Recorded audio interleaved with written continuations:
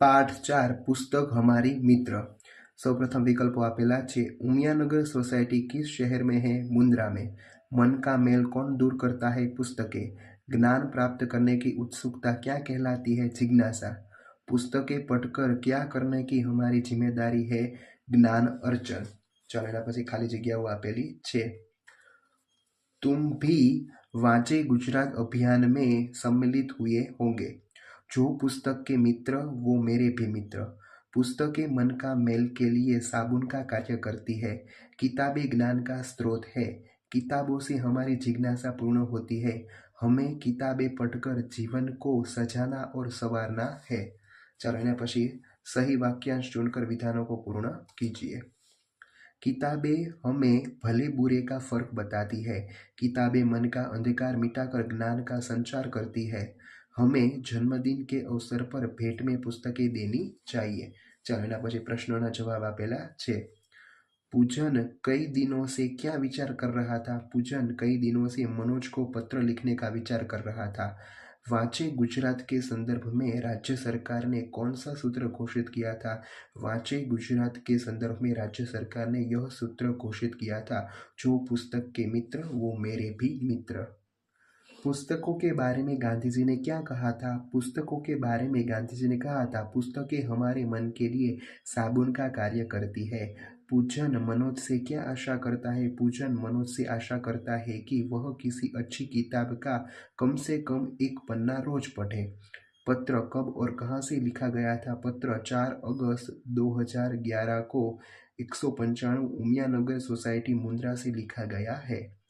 पत्र किसने किसको लिखा है? पत्र पूजन ने मित्र मनोज को लिखा है। पत्र किस विषय के बारे में लिखा गया है? पत्र पुस्तकों के महत्व के बारे में लिखा गया है। चलो एना पछी प्रश्नोना जवाब आपेला छे। पूजन ने मनोज को कई दिन बाद पत्र क्यों लिखा? पूजन की पाठशाला में वांचे गुजरात अभियान शुरू किया गया था। इसके अंतर्गत कई प्रवृत्तियां आरंभ की गई थी। पूजन ने भी इस प्रवृत्तियों में भाग लिया था, इसलिए उसने मनोज को कई दिन बाद पत्र लिखा।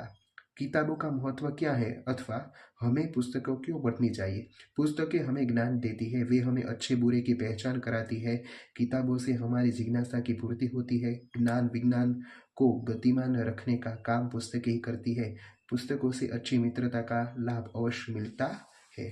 चलो एना पछी छठो प्रश्न। अगर आप किसी को चिट्ठी लिख रहे हैं तो पता किस क्रम में लिखेंगे? नीचे दी गई जगह में लिखिए। चलो सौथी पहला આપણે तो શું લખશું? तो कि घर का नंबर, गली मोहल्ला का नाम, गांव कस्बे या शहर का नाम, खंड का नाम, राज्य का नाम और पिन कोड नंबर।